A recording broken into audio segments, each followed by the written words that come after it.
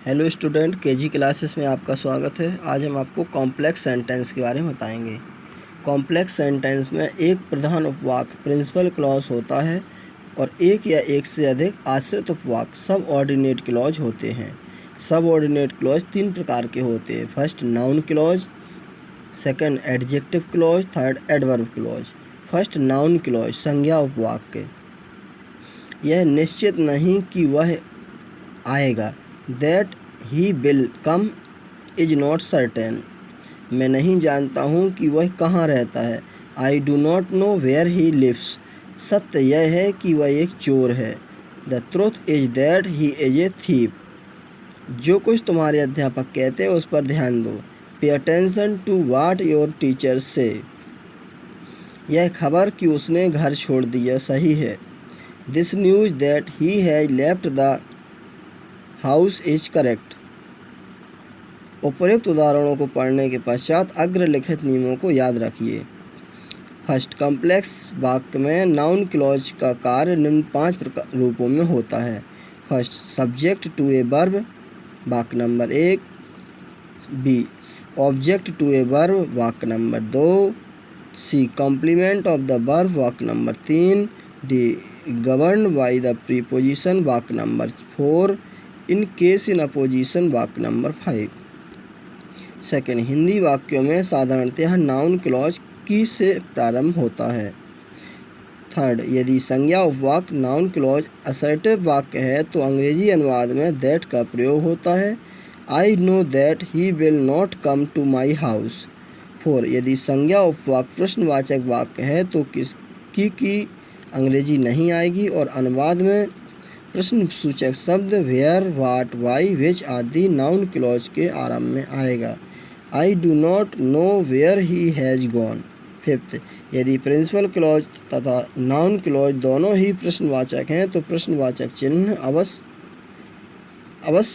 वाक्य के अंत में लगाते हैं। Can you tell me what he does there?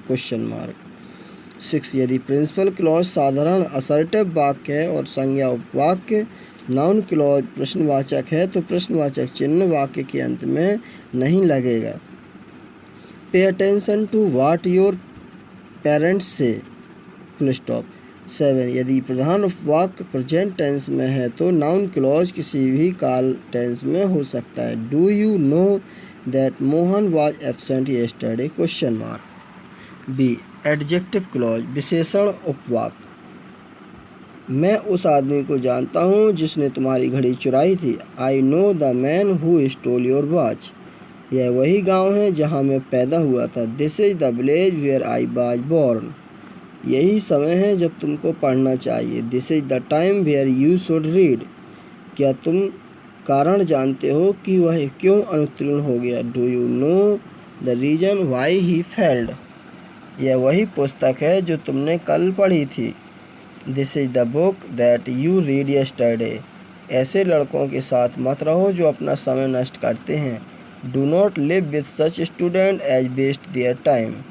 वह लड़की जिसकी पुस्तक खो गई है बहुत निर्धन है। The girl whose book is lost is very poor. उपयुक्त उदाहरणों को पढ़ने के उपरांत निम्न नियमों को याद रखिए। नियम first, adjective clause principal clause में आए हुए नाउन या प्रोनाउन की विशेषता बताता है, अतः एडजेक्टिव क्लॉज से पहले नाउन या प्रोनाउन का आना आवश्यक है। नियम 2, एडजेक्टिव क्लॉज साधारणतया किसी relative pronoun who, whose, whom, his, that या relative adverb when, where, why से प्रारंभ होता है। नियम 3, यदि पहले किसी क्लॉज में सच या सेम है तो एडजेक्टिव क्लॉज एज से प्रारंभ होता है। उदाहरण वाक्य number 6। Note, adjective clause Hindi में जो, जो कि, जिसने, जिसे, जब, जहाँ आदि शब्दों से प्रारंभ होते हैं। सी, एडवर्ब क्लॉज क्रिया विशेषण उपवाक्य। इन्हें ध्यान से पढ़िए। जब रमेश यहाँ आया था मैं सो रहा था। When Ramesh came here I was sleeping। उसके चले जाने के बाद हम उसके घर पहुँचे। We reached his house after he had left। वह कठिन परिश्रम करती है ताकि वह प्रथम आ सके। She worked hard so that she may come first।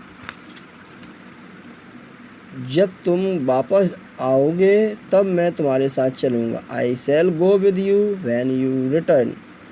कठिन परिश्रम करो, कहीं ऐसा ना हो कि तुम अनुत्तीर्ण हो जाओ। Work hard लेस्ट you should fail. यद्यपि वह निर्धन है फिर भी ईमानदार है। Although he is poor yet he is honest. जब तक तुम कठिन परिश्रम नहीं करोगे तुम पास नहीं हो सकते। You can not pass unless you work hard. जहाँ हो खड़े हो जाओ। Stand up where you are.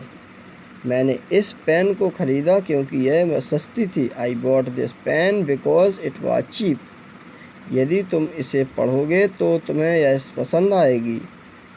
If you read it you will like it. उपरोक्त उदाहरणों को पढ़ने के उपरांत निम्नलिखित वाक्य नियमों को याद रखिए। नियम first, adverb clause time place condition cause purpose comparison contrast आदि प्रकट करता है। नियम टू, व्हेन के पश्चात THEN देन नहीं आता, केवल कॉमा लग जाता है। वाक्य नंबर 1। नियम थर्ड, आल्दो के साथ यट लगा देते हैं। वाक्य नंबर 6।